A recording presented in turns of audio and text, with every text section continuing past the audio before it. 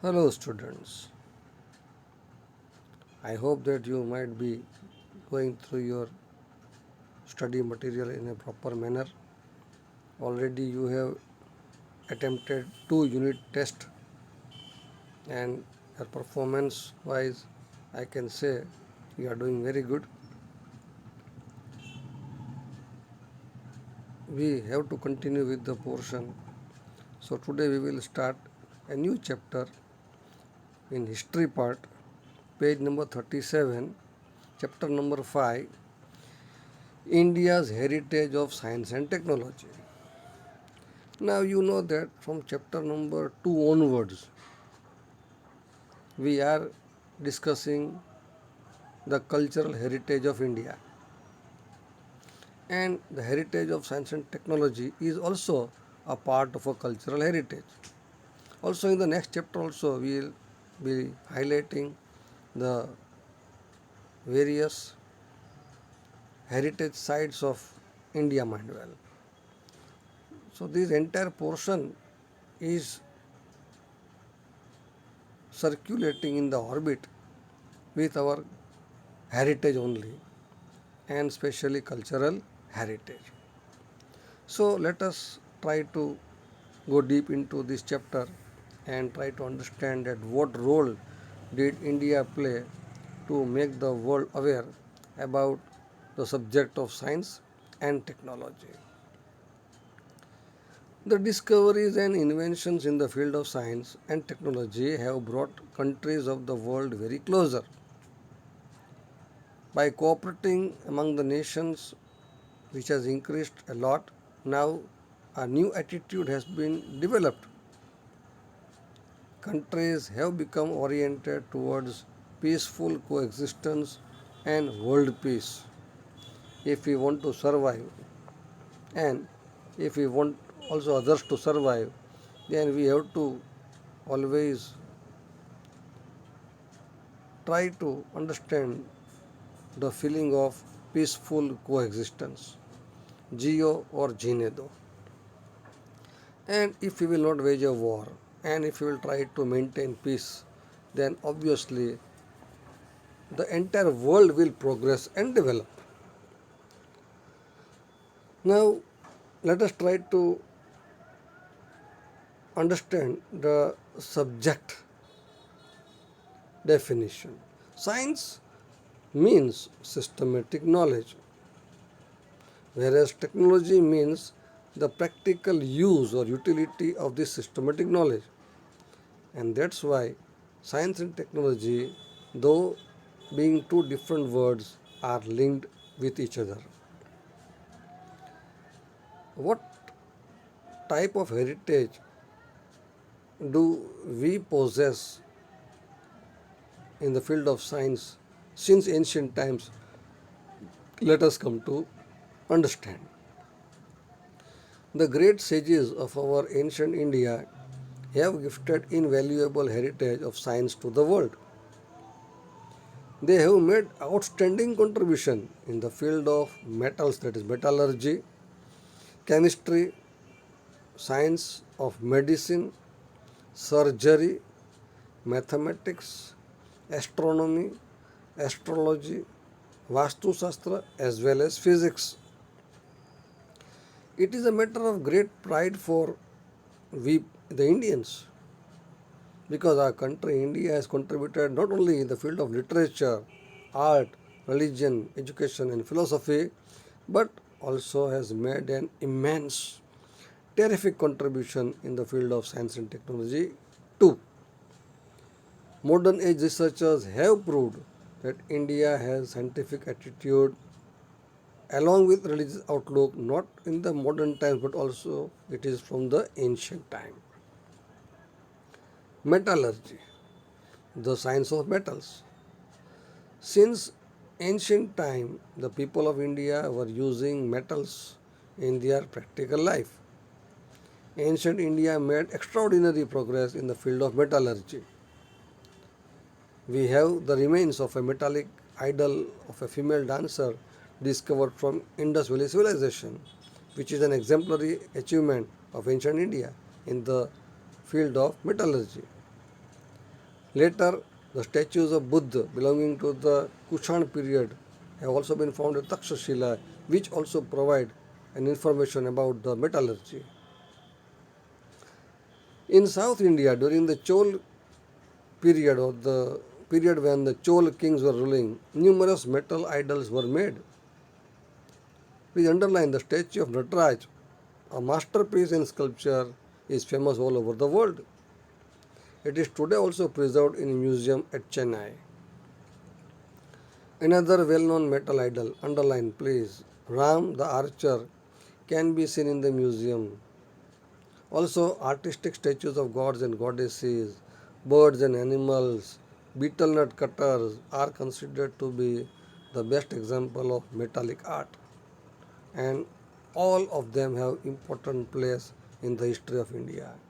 So we know the magnificent past of India where we were making the use of the metals in that time also. We had the knowledge of heating the metal and giving it proper shape. Chemistry, alchemical law. Chemistry is an experimental science.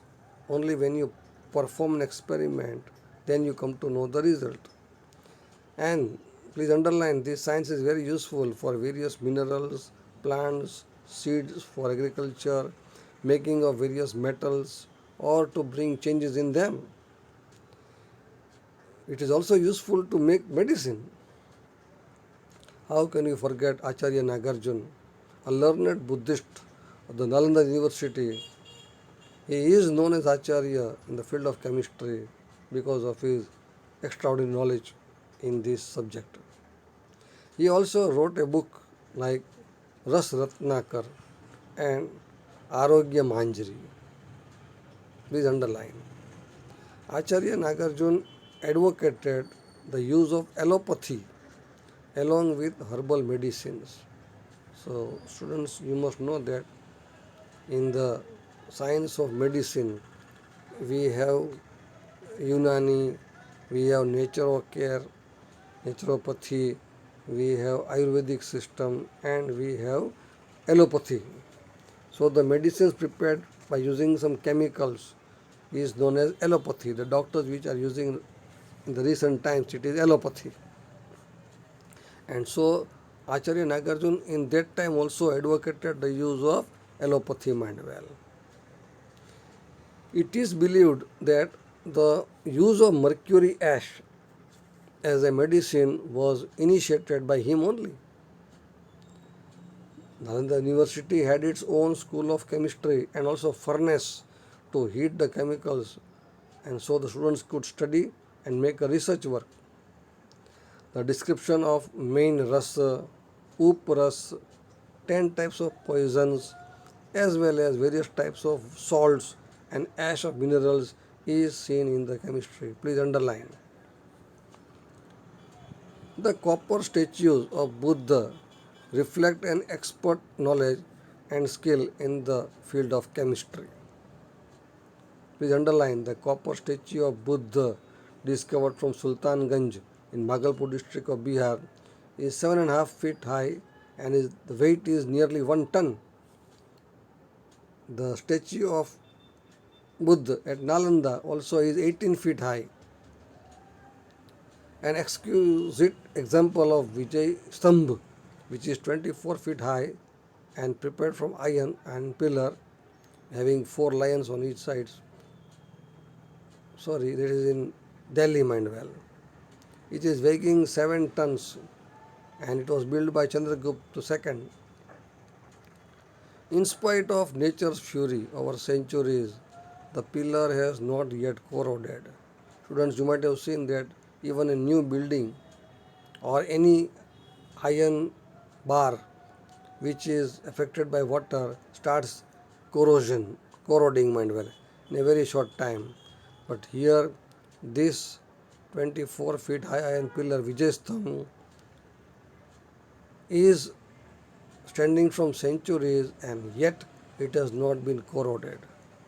And this is the best example of alchemical lore of India. science of medicine as well as surgery. Our country, India, achieved an unprecedented achievement in the field of medicine and surgery also. How can you forget the names of Maharshi Charak, Maharshi Sushrut, and Vagbhat, because they were the pioneers of the Indian medicinal science and surgery. Only by their intense research work they were able to reach to the greatest heights, mind well. Let us have a detailed information. Maharshi Charak has written a book known as Charak Samhita, where he has mentioned nearly 2000 medicinal herbs which can be used to cure some disease.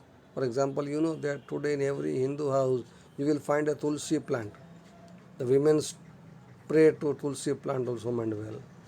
And if you are having some fever, you prepare a cup of tea or a glass of milk and you add this tulsi leaves, mind well, your fever will disappear. So in this way, there is a mention of nearly 2000 medicinal herbs by Maharshi Charak. Maharshi Sushrut has mentioned the instruments which were used in surgery. And these instruments were so sharp that they would split a single vertical hair into two divisions. You might have seen your hair. We can't take it in the finger also, mind well. We can't hold it, mind well. It is so thin, mind well. And just imagine that Maharshi Sushrut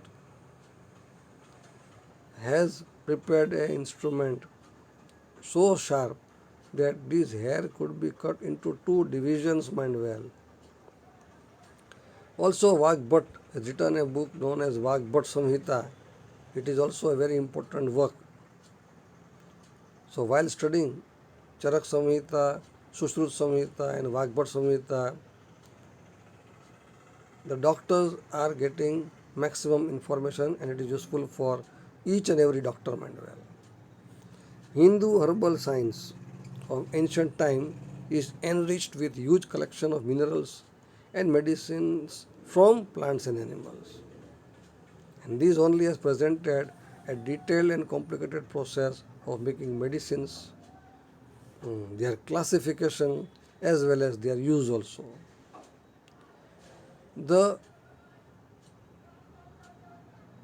instruments and the medicines were the doctors were so sharp that they could even stop blood circulation with bowl-shaped bandage. You know today that when a person gets injury, his blood starts flowing, it has to be stopped immediately. In that time also, by preparing a bowl-shaped bandage, they were able to stop blood circulation. Also, they could skillfully operate on abdomen, kidney, cataract, hernia, stone, piles and bladder. Today, for us, it is not possible to enter into the operation theatre. Only in the films or in some video clippings we can see how the surgery is going on. And for that, a person has to be given a type of medicine so that he becomes unconscious, anesthesia effect. So you can imagine at that time also these doctors, the acharyas, were able to operate on the different parts of the body of a human being, including abdomen, kidney, cataract, like a motio, hernia, stone, pathri, piles, haras, and bladder, etc. Also, they could classify the disease into different categories and also join the broken or displaced bones and extract the things which were pierced into the body easily and skillfully. Please underline these points. They were able to recognize the symptoms and then to diagnose the disease. Today also you see when we consult a doctor, the doctor is asking us some questions and checking or examining different parts of the body and is able to recognize that or diagnose that what type of disease we are suffering from. So it was also possible in those days also by these acharyas. These acharyas were also able to give dietary directions after the post recovery of disease, so the person could immediately gain or have recovery mind well. These acharyas also had the knowledge of plastic surgery as well as joining nose and ears. We have seen the serial Ramayan where Lakshman is trying to cut the nose of Surpanakha Mandvel, Ravan's sister, and also it was joined afterwards Mandvel. So the acharyas were possessing the knowledge of plastic surgery, means the joining the nose and ears. They also showed, these acharyas, a keen interest in teaching the students the method of surgery by doing surgery on the dead body or on the wax statue. Uh, it is possible to do a surgery on the living person only by a perfectionist, that means acharya or doctor. Now, to teach a student, they were using either a dead body or the wax statue. They conducted risky operations during delivery also. When a woman was pregnant and was able the time to deliver a baby child, at that time if she needed some operation, they were able to perform it. That means they were expert gynecologists as well as pediatricians. The doctors of children is known as a pediatrician. Veterinary science, science of animals, also developed in ancient India. They wrote books on disease related to the horses, Ashwa, and elephants, Hasti. So any science relates to animals is known as veterinary science. Today also you see that when any cow or buffalo or goat or dog is having some problem or pets mind well, we take to a veterinary surgeon. So this science was also developed in that ancient time also. And among them underline Hasti Ayurved by Salihotra and Ashwashastra are well known. The scholars or the science writers of medicine, Vag Bhatt, made valuable contribution through his work Ashtang Hriday in the field of diagnosis. Mathematics. Many epoch-making mathematical discoveries were considered to be made in India through which contemporary global affairs are carried out. Today also you see that any student giving any examination has to study Vedic mathematics. So we have possessed an immense knowledge in the subject of mathematics also. The gift of India to the world are underlined discovery of zero, decimal system, algebra, theorem of Buddhayan, geometry, and arithmetic. Who discovered? Underline Aryabhatta discovered zero. That is the process of writing zero after figures was discovered by the sage named Gruthsamad. Underline. The ancient Indian mathematicians have decided the names of the numbers made up by placing even 53 zeros after 1 and giving them the value. Decimal system had been seen for measuring as well as weighing instruments, and we have been able to find from the remains of the Harappa and Mohenjo-daro civilization.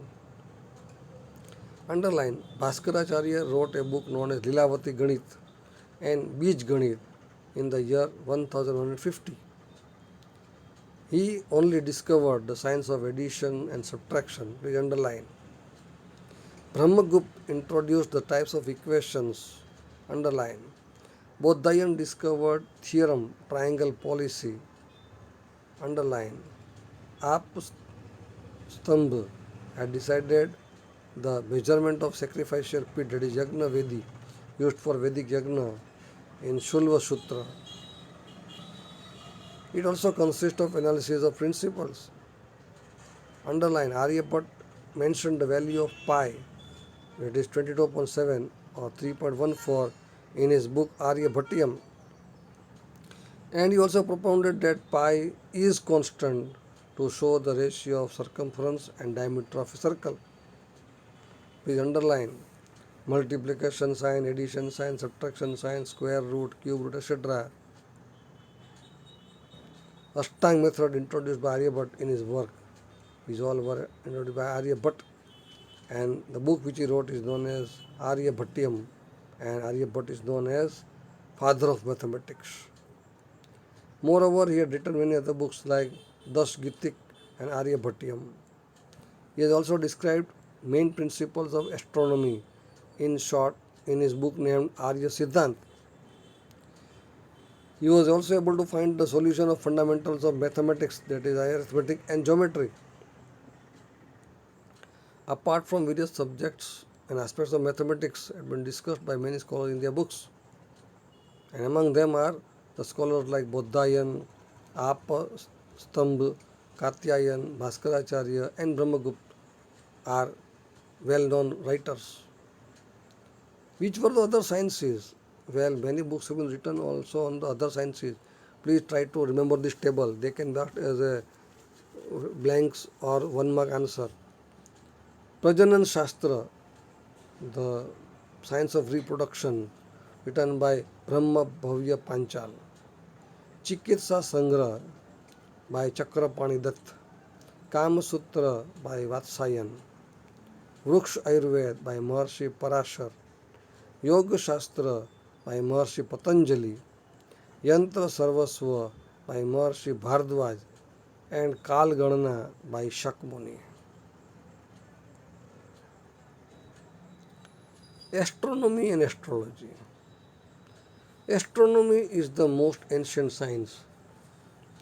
Many works or books or granth related to astronomy have been written in India. An organized as well as deep study of astrology was made by Indian ancient universities. Planets and their movements underlined, constellations and other celestial objects were used for calculating, through which astrology and astronomy were developed remarkably.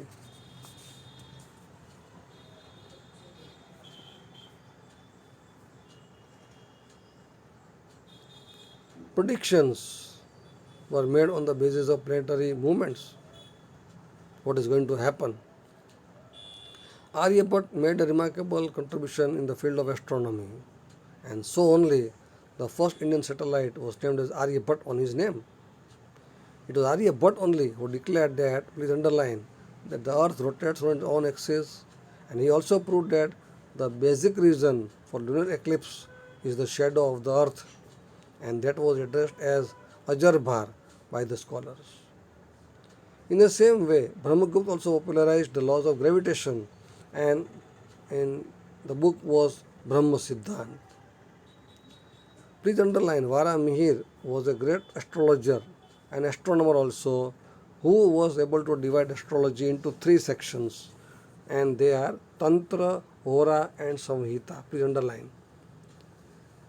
His book or granth named Brihat Samhita is providing us information regarding the effects of the planets on man's future, his characteristics, various classes of animals, the time of marriage, ponds, wells, gardens, and the good sign or omen for sowing.